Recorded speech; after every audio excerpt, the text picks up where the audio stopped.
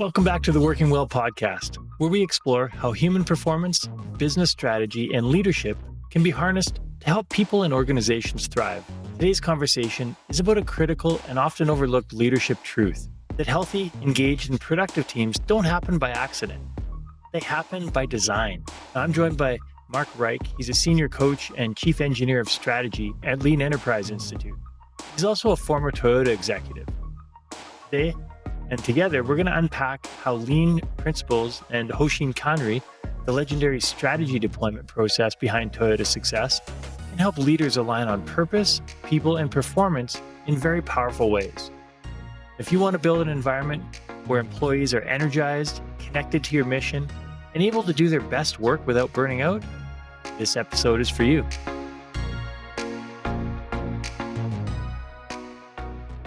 Mark, so great to have you on the show today, and I'm excited to dive into this topic. Before we get started, tell us just a quick little intro of how you got to where you are today. Thank you.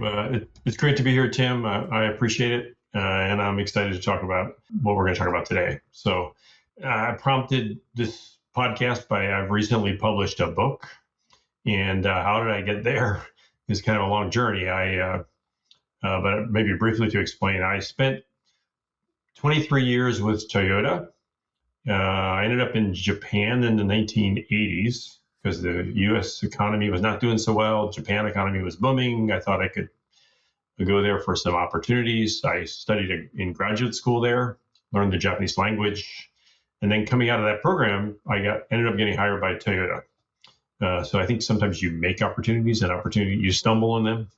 This is a combination of the two. I worked for 6 years in Japan with Toyota in their product planning group.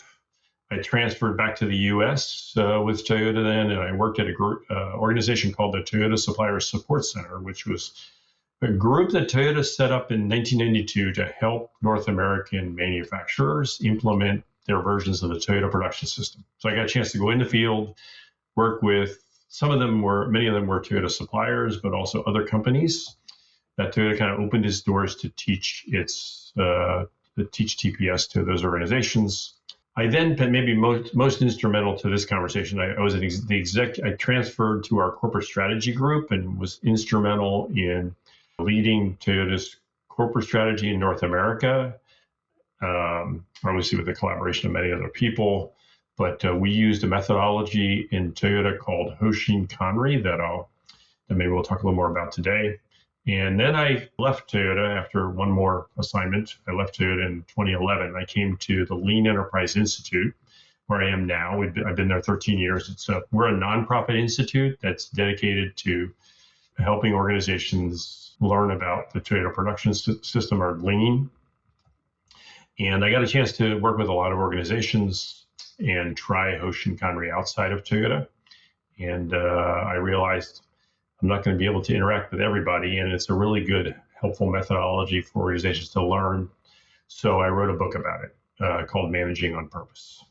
Fantastic. And thank you so much for that awesome intro. And that is something that I love your background, by the way. It's just so diverse and really unique, especially in the North American market, having that really deep insight into working in different countries, different methodologies. You've obviously have such a knowledge of the manufacturing side. And this is where I'm most curious to dive into today is the people are familiar with the Toyota production system and Lean, I think in general across business, but tend to think it's very manufacturing focused. And so as far as leaders in the typical corporate office, when we talk about Hoshin Kanri and TP, or I guess Lean, how does it fit into that broader world? Like, how does Hoshin Kanri fit into the Lean thinking, and then how does it apply to leaders? Yeah, great question. So, people tend to focus in my world too. I'm at the Lean Enterprise Institute, and we're to some extent kind of pioneer. The gentleman that founded us, Jim Womack, coined the term Lean. So he's the one who helped start this whole movement. And he wrote a book in 1989 that became pretty famous, called The Machine That Changed the World. That was about what he learned in a research study he'd done across the automotive industry about Toyota and the Toyota production system. No one really knew about it until then. And so naturally, it's termed the Toyota production system. So people think that it's purely about production or about manufacturing. Of course, that's kind of the genesis of the thinking because it came out of Toyota, and Toyota continues to be a manufacturing company. But what was learned over the course of the last many years through work that we've done at the Lean Enterprise Institute and many others is that the applicability of this thinking is really goes across all industries and goes across within industries, goes across all functions. So, I mean, a great example is people tend to associate what Jim originally wrote in his book, The Machine That Changed the World, with production. But in fact, a good portion of that book was about product development and what Toyota, some of the unique things they did around product development. So that's an area that people often forget about. But this thinking is applicable in any industry, and I think part of that is that it applies not only to like how you might process frontline work, even though that's extremely important, but what's the role of leadership, and how should leadership engage, and what should be the management system that kind of governs all that. And that's where, to your question, Hoshin Kanri and how that fits in. One of the things that Toyota learned in its genesis, Toyota was one of the pioneering companies. They weren't the originator, but they were one of the pioneering companies that started utilizing Hoshin Kanri back in the 60s. It came out of a movement from a gentleman by the name of Edward Deming, who's pretty famous in the management world, who went to Japan and helped kind of Japanese companies get back on their feet after World War II, and introduced this whole concept of plan, do, check, act. And Toyota brought that in to improve the quality. They knew they needed to improve quality, not just of their manufacturing processes, produce their vehicles, but also of their management processes. So Hoshin Kanri is really introduced for that purpose. And Toyota continues to use it, and other companies have seen it as beneficial in that respect too. So it defines, I mean, we can talk a little bit more in depth of what it is, but your question around how does it fit? I mean, I think it's in some sense kind of this umbrella. I often refer to it in an analogy of a human body. We need muscles and we need a skeleton. Hoshin Kanri, to some extent, is that skeleton, that system that holds the body together. Okay. The muscles are the problem solving and actually like taking on those things that Hoshin Kanri has identified for us to focus on and actually solving those problems. So it's kind of a symbiotic relationship. Okay.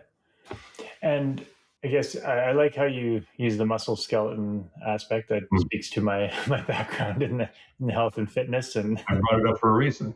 Perfect. Now, other people out there might not have that background, but it resonates with me. So now, how have you? Well, we'll get to how it applies to lots of other industries, but what can you share a story or a moment from your time in the industry where you, I guess particularly at Toyota, that made you realize, wow, this is really powerful concept, and having seen it make that impact? Well, I had the fortune, I kind of explained to you the kind of arc of my career with Toyota just now, and that when I had come to the Toyota Supplier Support Center was like 1994, and then I was there through about 2001, and starting in like the late 90s and through the late 2000s, aughts, that decade is often called kind of oddly, but through that decade, like 1998 to 2008, Toyota went through an enormous amount of change. In fact, Toyota, I would say globally that was true. Toyota was becoming this Japanese company. They were moving from a Japanese company that kind of exported to the world to a global company that made products in the markets that they sold products in. And that was a huge transition for different regions of the world, but probably most impactful in that decade was the North American region. We transitioned from nearly tripled our sales and production in the course of that time. And you can imagine that tripling sales is not easy, I don't want to say, But tripling production means you got to build multi-billion-dollar assembly plants, which we did in North America to supply vehicles for the North American market. So Toyota really tripled its production footprint within North America during the course of that time. And that was hugely challenging because we had originally been we had started out before that decade as a company that had basically 3 assembly plants. They reported all back to Japan. By the end of the decade, we had like 12 plants, assembly plants, engine plants, parts component plants, and a regional headquarters in North America. So the whole dynamic had shifted. And we had as we started that out, when I came to corporate strategy, to your question, we're still kind of in very much a siloed mentality to some extent. Individual plants kind of reported back to Japan. And so we had to transition to a unified structure within North America. And that's where Hoshin Kanri really helped us because, part of my work in the very beginning of that time frame, like 2000, 2001, was pulling together all of the leadership of North America, defining a vision going into 2010, what do we want to be, and then clarifying on kind of what are the key initiatives, objectives we want to put forth to try to accomplish that vision over the course of the next many years. And that's kind of at a high level what Hoshin helped us do. Awesome. So for the average leader that's listening to this, it's working in a corporate office, they're having trouble comprehending like tripling production in multi-billion-dollar plants all over the world. How do these principles apply to them in their day-to-day, whether they're in, say, tech or healthcare, education?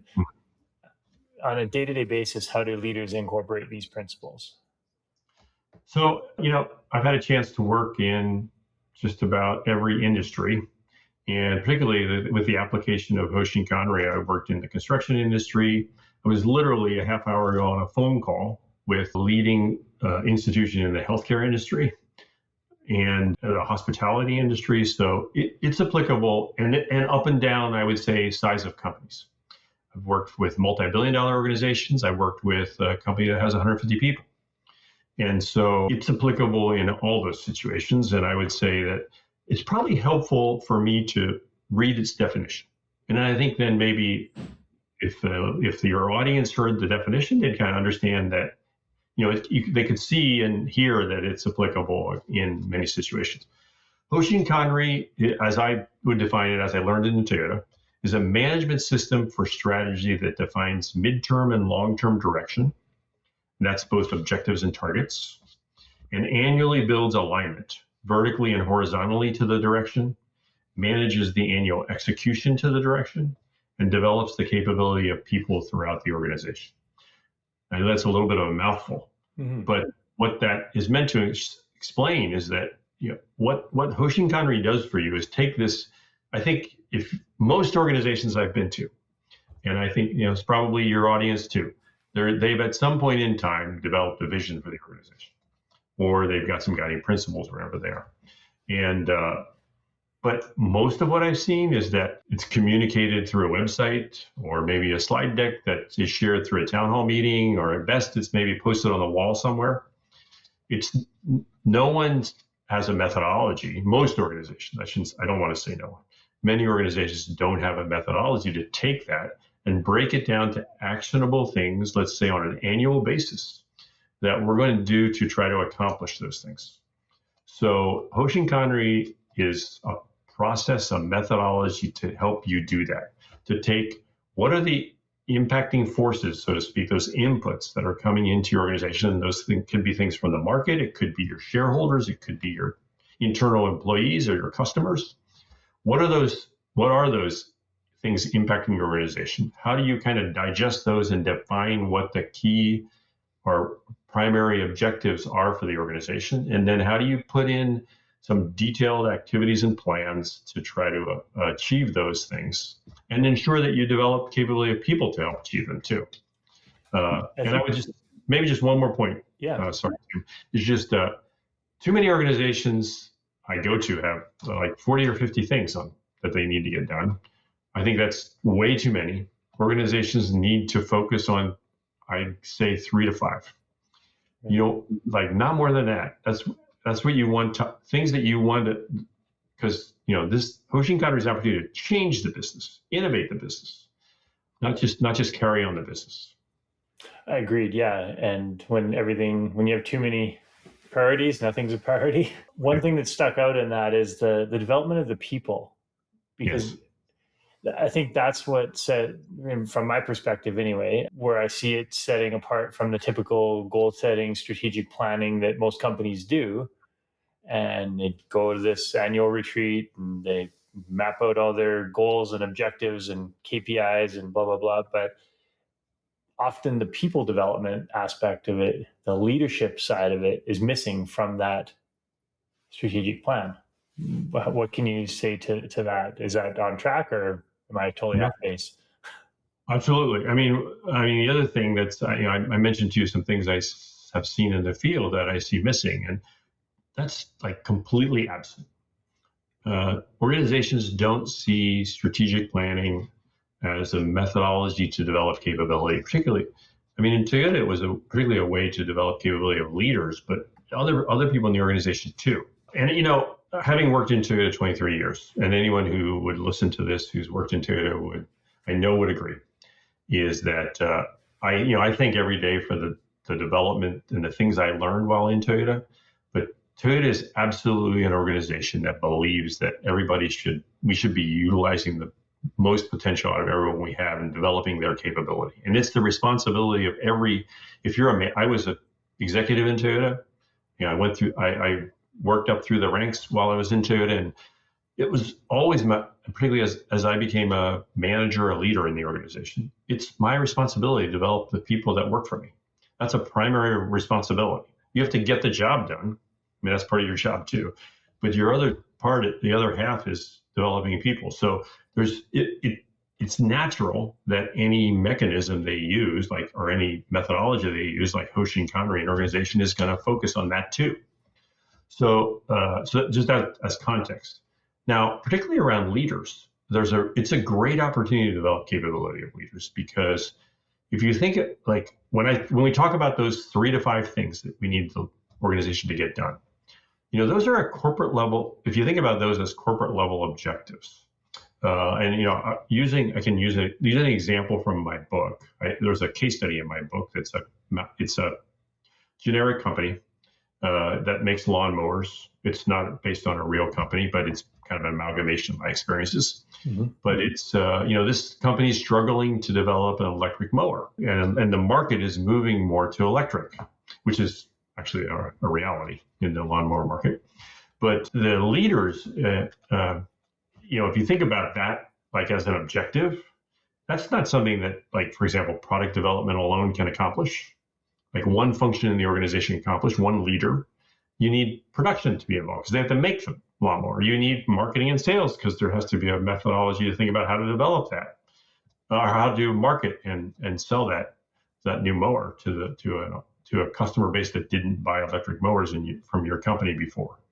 So putting leaders in the role of responsibility to lead an initiative like that means they have to work across the organization. And I call that, they have to lead by responsibility, not by authority. So you want to develop leaders, and I know you come a little bit out of the sports world. That's true too. A captain of a sports team doesn't become, obviously they have to have skill, but they have to have the ability to be able to work across the people in the organization, get respect from it and their teammates.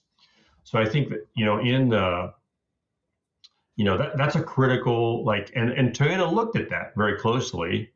And good organizations who do Hoshin Kanri look at that as one way to evaluate how leaders perform, is how well are they able to lead groups that maybe they don't have direct authority for. Yeah, and leader does not necessarily mean having a leadership title. No, it doesn't. And in fact, in the book, I purposely, I'm glad you brought that point. There's a scenario in the book where a plant manager who's not one of the top leaders of the organization has showed a lot of initiative and potential. So the CEO assigns she assigns this plant manager to take on one of the corporate level objectives. So she kind of asked him to step up a little bit. And that happened in Toyota too. The organization asked people like that. And when that person was asked to do that, he struggled a little bit. That's why and the CEO had to step in and coach him. But that's why it's important that not only those opportunities are provided, but that the leaders are there to coach team members when they struggle. I'm glad you brought that up, because that's a key thing when I'm executive coaching or facilitating with the team. The leadership mindset in a lot of organizations is always looking at business strategy, and depending on where the person is in the organization, sometimes they're still doing individual contributor work while leading a team. And it gets lost that the number one goal of a leader, I would say, is to develop their team and generate results from the team, but in a way there are multiple ways to generate results, but sustainable results typically happen when you're developing the people in that team. Absolutely. I mean, in my experience in Toyota, I mentioned to you, I did get promoted in the course of my career, but it was kind of, I think I was told a couple times explicitly, but it was definitely an implicit understanding that for me to be promoted, I needed to have prepared somebody to step into my shoes. Mm-hmm. And in fact, that was part of the succession. That was succession planning was an integral part of how, of my ability to move in the organization and be promoted. And that had to be demonstrated through, it wasn't just, I think this person is the right person. They had to have demonstrated, developed capabilities to be able to step into a new role. And so it was a very explicit expectation, and very explicitly part of the management system in the organization that I would develop. And each leader had responsibility to develop the people that work for them. So again, this is, from my perspective anyway, it's not rocket science that this is an important part of it, yet it's not as common as we would think. So where do you feel organizations, leaders, teams sort of go wrong or go astray? That's a great question. I think part of it is, I've worked with a lot of organizations, and I think many of them I've met a lot of leaders that are very well-intentioned, meaning that they feel people are important, in the organization. They have a recognition that they want people to progress that work for them. I think often this may sound really simple, but I think often leaders are never really taught how to develop people. I think often leaders end up in roles because they've done a great job in the job they did before, and that's not a bad thing. You want, if the head of engineering, you want to be probably a pretty good engineer, because they got to make judgments about things related to engineering that can be very technical and practical. But I think they're often not intentionally developed to lead others. And that was a really powerful thing in Toyota. I kind of just said generically that you're expected to develop your people, but the other important point, Tim, related to that is you need practical management mechanisms. And it can't just be, hey, you should develop your people. As a general statement, in Toyota, Hoshin, I just explained to you how Hoshin Kanri was used. We had another mechanism that leadership used a lot. It was called A3 problem solving. A3 is kind of the size of a paper, but it's kind of a standard mechanism we use to problem solve all types of problems in the organization. And a role of a manager, whatever level you were at, whether you were a frontline manager, general manager, or vice president of the organization, you had responsibility to create, but also more importantly, coach others on A3 problem solving. The culture of Toyota is like people were raising problems all the time, and there was an expectation that they would be coached. So my point is not to go into depth about what A3 problem solving is, but the point is that there is a defined mechanism for that to happen. So I think those two things are missing. Is often leaders aren't coached on how to coach effectively, and there's not a mechanism in place for them to help with that. Absolutely. I go back to one of the other guests I had on the show. She called out a stat that was the average person becomes a manager or leader at 27, but doesn't get training and development until 42. Oh, and probably true. Yeah, and then one of the things I see in my work is what type of training and development is that? So 1 hour webinar on critical conversations or how to do one-on-ones can give some great information, Right.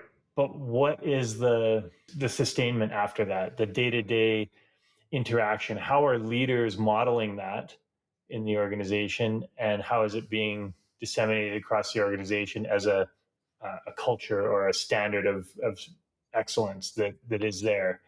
And I don't see that happening. It's one-off trainings here and there that once people leave that, the barrage of emails comes in and the information that they had in that session is lost. I completely agree with that, Tim. Toyota's and what I teach is what we taught at LEI, at the Lean Enterprise Institute. Toyota's the learning I got with 23 years in Toyota, 95% of it was on the job development. And maybe 5% was Toyota has a fair amount of classroom training and teach you how to do TPS, how to coach others, like how to interact with people skills. Those things are taught in the classroom, but primarily when I spoke earlier about the mechanisms, we use the on-the-job like solving a problem that's in the job and having a kind of a structured mechanism to coach and develop capability of people to do that. It's not it's not this separate thing that happens outside the work. It's part of the work. And so when you take that approach, I think, like, from personal life experience, I've learned a lot more from the struggles, the mistakes, the challenges I've had in solving problems, whether they're personal or professional, than I have from sitting in a classroom. Now, I think there's value in sitting in a classroom and learning like fundamental principles, but practical application has to be kind of learned on the job. Yeah. The difference between education and learning. It's like, yes. Or knowledge gathering and implementation. You get the, students coming out of university with their brains packed full of facts and figures and knowledge. And how do you take that and implement it effectively on a day-to-day basis in the real world and rapidly changing environments? And that's where the real learning happens. I agree. Yeah. And so one topic that, in this day and age would be remiss if I didn't mention it is AI. And so as AI is taking over so much of what we do, how do you see these principles being applied in a rapid AI world? Well, that's interesting.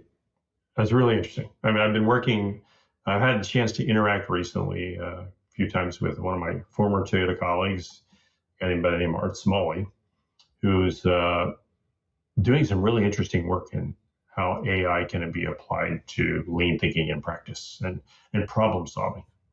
There are a lot of things that we learn kind of intuitively, like how do you approach coaching a person, and that AI can be helpful for providing that, like, feedback and information and like immediate feedback to the coach on how that can help them. But it's honestly, I would say we're just kind of dipping our toe in the water right now where that can apply. my only trepidation, and I don't know, I'm a little bit further in my career arc than you are, and I have to say I've learned a huge so much. It goes back to what I just said 5 minutes ago. So much of like my ability to write this book or my ability to do the work that I do has been because I have struggled and honestly made a lot of mistakes and failed many times. And I think that's pretty important for people to experience in life. Uh, so I do worry that we don't want to take that away. People have to continue to like struggle, and I think because I think I found that the more there's no question, and that the more challenging experiences I've had stay with me a lot more than the things I'm able to accomplish easily. Yeah, there's a lot of talk these days about the sloppy thinking, AI Mm. generating. You just like whether people used to say it about Google, like, well, you don't have to go actually do the work to find the research. You just Google it and it comes up. And with AI, it's doing a lot more stuff for you, so people aren't having to go through that thought process, Mm. the struggle, the trial and error. And I think we'll start to see impacts of that fairly soon. But I'm curious to, and I had a conversation with someone else about the flip side of that is AI is a tool, Yeah. and how we use that tool Yeah.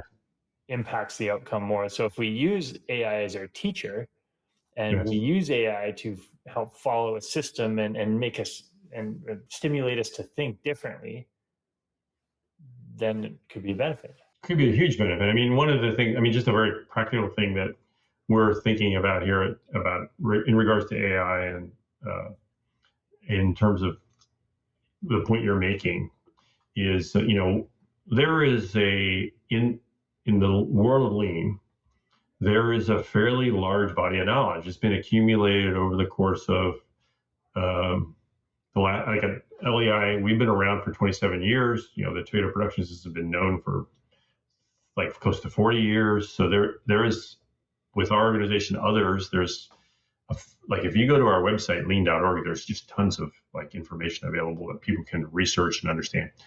But it's kind of messy, to your point.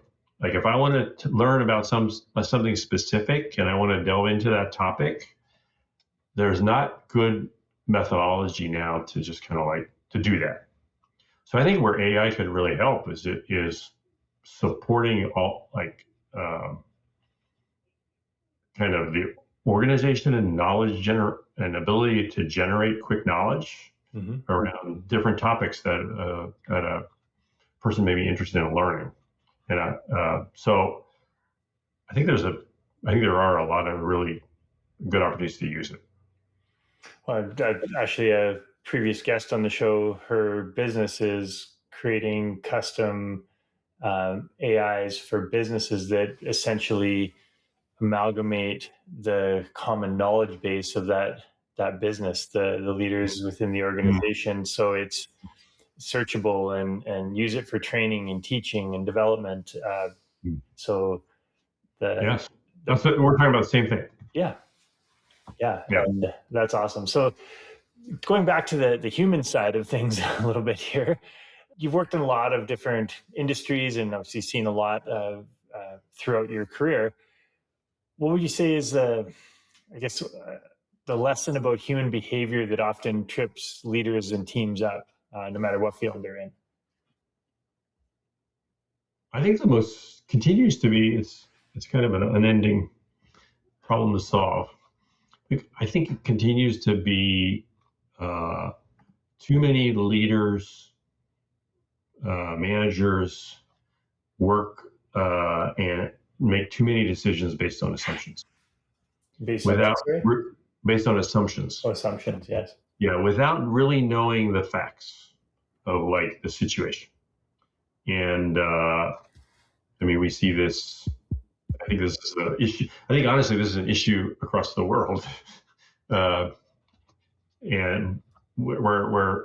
but to your question, what I was kind of drilled into me. It took me I'm a slow learner, right? But in Toyota, what was drilled into me is I need to understand and make decisions based on what I've actually seen, and that means going and seeing the reality of the current situation, and also having kind of data to support what I whatever I decision I need to make.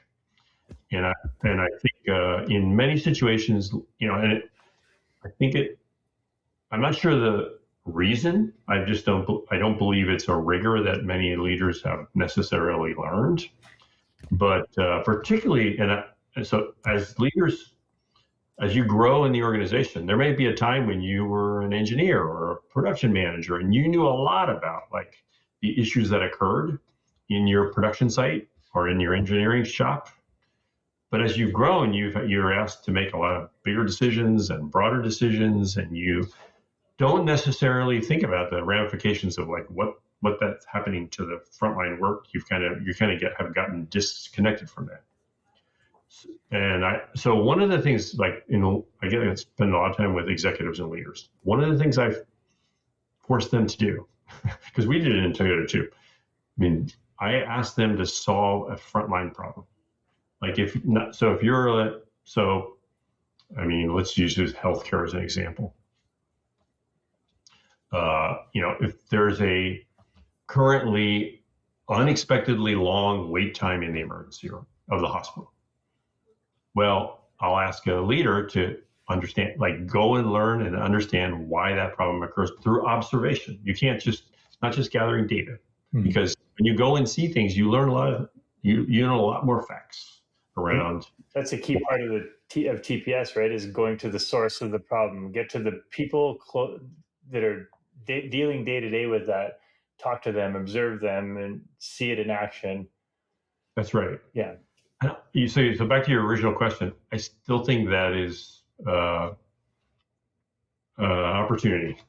And many leaders kind of don't make decisions based on those facts. Toyota was really, leaders were really good about that. Yeah, I mean, they, in their coaching, but as well as in their own actions, to your point, made an effort to go and see where the work is happening and understand from that perspective what the problem is. Mm-hmm. And that's I guess fairly straightforward from a production line manufacturing standpoint, industrial thing. What have you seen that look like in the corporate office environment? Well, I mean, it's true anywhere. I mean, it doesn't, and I would say, we can refer to this as going to the Gemba, okay. But Gemba is wherever the work is happening. So one of the things that was revolutionary in the Toyota way of thinking, Toyota production system, is we flipped the pyramid on its head, meaning like the people that are providing the value are the people that are making cars, and you serve them. My first 3 months in Toyota, I built cars, and I wasn't hired to do that job. I was hired in a planning group, but every team member that comes in Japan builds cars for 3 months, because they want you to know that that's hard work, but that's what the customer's paying for. And so in the course of your career, as you become a finance leader or you always know that, like, I serve that person. And so that philosophy has to be demonstrated. Like, you don't just become a manager or vice president, just forget about that. In Toyota, you demonstrate that by going and seeing what the issues are. And that can happen. That's wherever the frontline work. If the frontline work is in human resources and hiring people, you should go and see how is that process working. If it's finance, if it's sales, how are sales? How is a dealer like handling sales if you're in the dealer network for Toyota? I mean, that it is not limited to like an operational floor. Yeah, and so leaders or some listeners listening to this and saying, this sounds like it'd be really helpful, really beneficial. They're like, yeah, our strategic plan, we did that, a couple quarters ago, and no one's ever looked at it again. Got a couple vague goals from it. Where would you say is the best place for a leader to start to say, okay, I really need to kick this into gear, what's the starting point? Well, read my book. Step one, done. Well, yeah, I don't, I don't say that just because I want to sell books. I mean, I told you I had a career. I've had a career that kind of led to this book, and I've learned that that book it's a workbook, first of all, so it's meant to be pretty practical, with some exercises that leaders can do. But I would say that just in a general sense, you know, you may not want to start with the whole company. Like start with a portion of the company to think about how to do this methodology, Hoshin Kanri, and sit down with the team and say, let's take a step back and think about let's think about 3 to 5 objectives we might want to do as an organization. I mentioned to you, I was just in a meeting with a healthcare organization where the leader of the organization has asked her team to step up, like take a step level up and think about, if you were thinking from my point of view, as the leader, what do you think we should do? So ask the leaders to start to think that way and see what you come up with. I would force that you think about 3 to 5. And then you can start to define okay, how might what's the things we have to do to accomplish those things. And I would say one other point about that is don't think about targets too quickly, particularly just about financial targets. Too many organizations just think about that. Think about what you want to achieve. What's an objective you want to achieve? Not merely a target you want to accomplish or a target you set that you want to get to. Okay. Would it be, so what analogy that popped into my head is when people say about decluttering or cleaning is don't say, I'm going to clean the house today. Be like, I'm going to clean the corner of my desk. Yeah. Maybe that's a good way to think about it. Yeah. And then I'll go to my entire desk, then maybe the office, and then this floor. And well, the reason I say don't start with the whole company is just that this is a fairly high risk activity. If I was able to effectively communicate intention of Hoshin Kanri and what it's for, it's pretty culture changing in an organization. And so leaders are going to be going through this the same time their team members are, and sometimes that can be challenging. So I would say try it in a part of the business. I've worked with multi-billion-dollar companies. I say take a business unit and implement it with that business unit and see how it goes. And then you can spread it to the whole corporation. Mm-hmm. Love that. And especially how you said it's culture changing, because I repeatedly talk to leaders and teams about what we're doing is not just trying to check a task off the list. We're, especially from leadership behaviors, I believe strongly that that's what creates culture. What the things that leaders do every day, the behaviors they reinforce, the ones they model, are what become culture in the organization.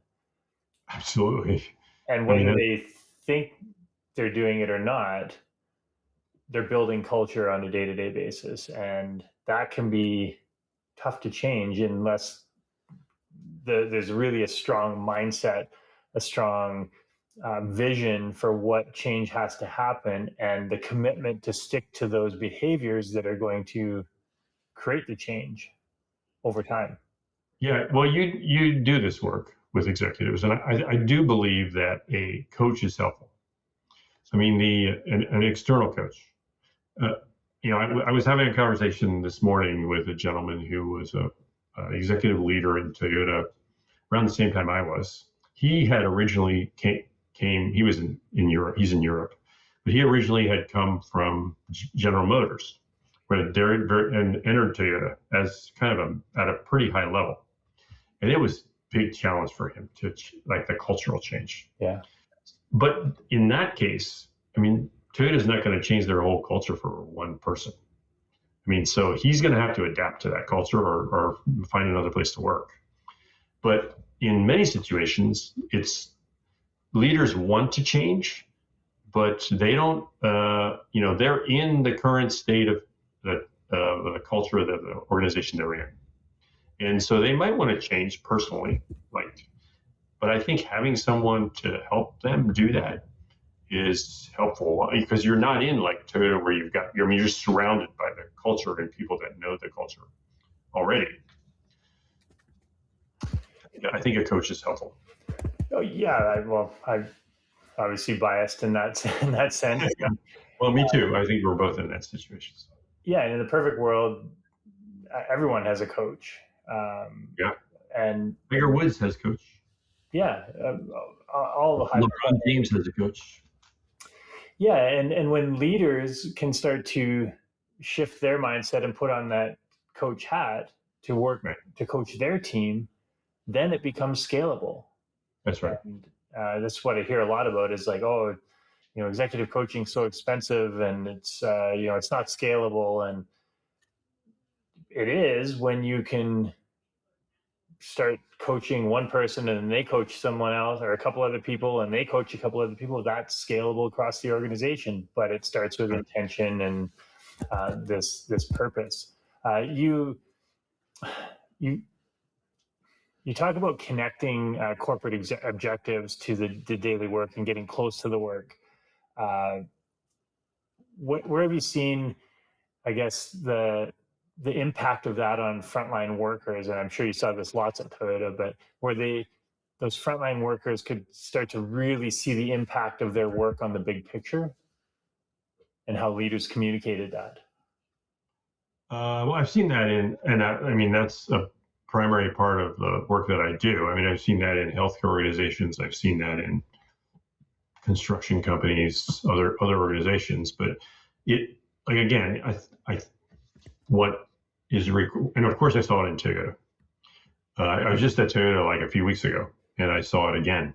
It's we went to assembly line in Georgetown, Kentucky, where Toyota's plant, to one group leader on the line, and he was able to effectively explain what the company objectives were and how those cascaded and like connected to what very specific process improvements he was doing in his area of the production line.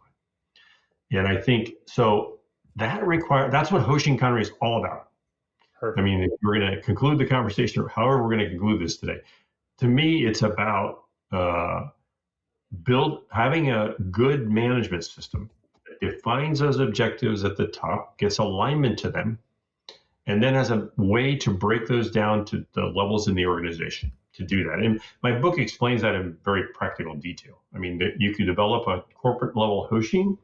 You also, based on that, develop a departmental level Hoshin that kind of connects to that, so that people further down the organization understand their roles and responsibilities. And honestly, when people, big surprise maybe, but when people actually know that the work that they do contributes to the higher level objectives of the organization, and concretely they know that, like what I'm doing, how this helps, it's pretty motivating for people. Yeah. Big surprise. But organizations often don't have mechanisms to do that. Yeah. Well, and one of the reasons I got into the executive coaching and the leadership was from the well-being side, and seeing that, helping people manage not just their health, but their happiness, how much they're thriving in the organization. And when you can obviously see that the work you do makes a positive impact and you feel like you're contributing in a meaningful way, and your leader's coaching you and you're developing and growing, life gets pretty good at that point. Big surprise, yeah. Yeah, exactly. So I love how you said earlier that, yes, you wrote a book, but it's a workbook. It's a practical implementation guide. Obviously step one, start at the beginning, but what would you say to someone who says, oh, that sounds awesome, but my organization would never go for it? Where do you start? Well, like I said, you can do a part of the organization. I mean, so if whatever part of the organization you do, for this particular methodology, you're going to need to have the buy-in of the person at the top. Now, if you're not going to do the whole organization, that might not be the CEO, but it's got to be, let's say you're going to try this methodology in a plant. It's got to be the plant manager has to have bought in, or you're like in a healthcare system in one hospital. Mm-hmm. I mean, that can be, you can get good benefit from that.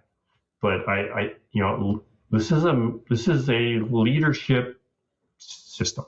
Mm-hmm. So if I don't know the type of person you're describing, but let's just say, and typically I often hear from sometimes continuous improvement groups that, I can't get the buy-in of the leader. And I mean, this requires that buy-in now. So, I mean, is it possible to do with one leader, like one leader and just their team? Yes. Okay. Yeah. Maybe I wasn't so clear. I mean, I think you could take one function in the organization with a leader. You could take one plant, and you can try it there.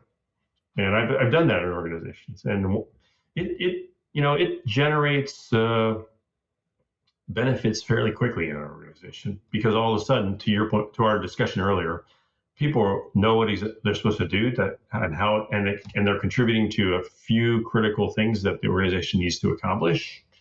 And I'll give you an example of to make my point. I worked with I brought up the topic of construction multiple times. I worked with the largest construction company in the U.S., Turner Construction. They're actually a case study in my book. Mm-hmm. We work primarily in their New York business unit.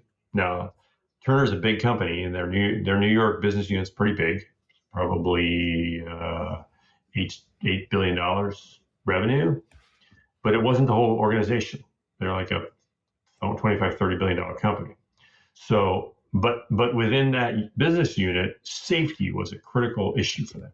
I mean, safety in general in construction is a challenge, but in their business unit was lagging like the company. And their senior vice president determined that safety was going to be people should be able to go home the same condition they came and not get hurt. And so he made that a priority for the organization. He put in problem solving and various mechanisms, built some specific activities off the Hoshin he developed. And within the course of like a few years, they're the best in the company. They're beating the industry because people like leadership got focused. The organization understood the priority, and it generated results for the company. Great.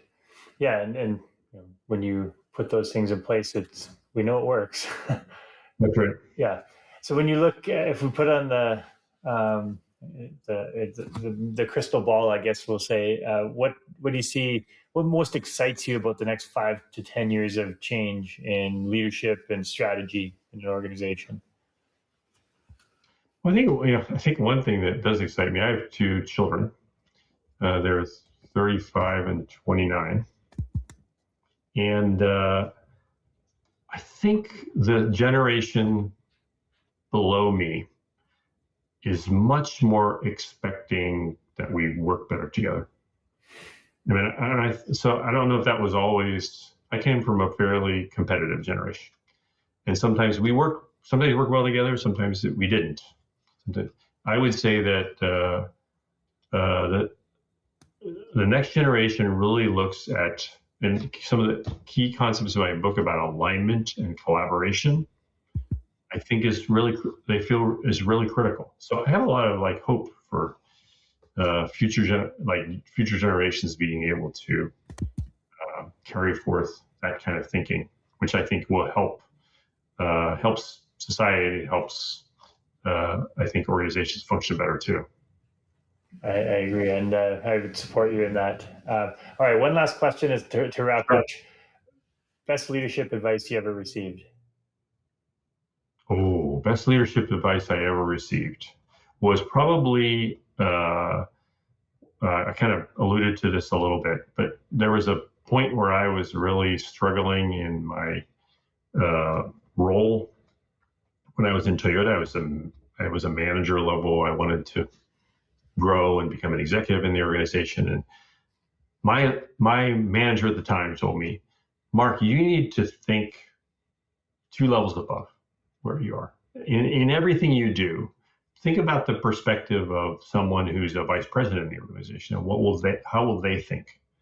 And that it sounds like a small thing, but it changed my whole perspective on like how I think about problems. It's not just about like my problem. It forces you to think about like, hey, what's the higher level problem, or what's the company's problem? And surprisingly, a lot of I think leaders can kind of get stuck in the role they're in, and that was freeing for me to be able to think that way. Excellent.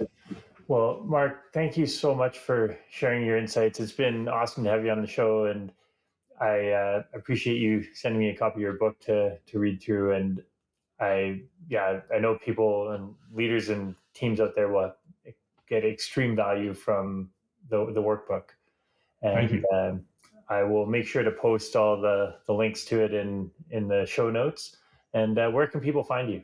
I'm part of I mentioned earlier, the Lean Enterprise Institute. Go to lean.org, Okay. lean.org. That's our website. You can find me on that website. You can connect me through that website. It's great to go there just to see the volume of resources that are potentially available for this topic too. Excellent. Well, I look forward to reconnecting again soon, and thank you again. Yeah, thank you for having me, Tim. That wraps up another episode of the Working Well podcast. If you enjoyed the show, please rate, review, and subscribe wherever you get your podcasts. Now, which guests or topics would you like to see featured on the show? Message me through LinkedIn or on the contact page of timborys.com with your ideas. Thanks for tuning in. I'm Tim Borys with Fresh Wellness Group, and I look forward to seeing you on the next episode.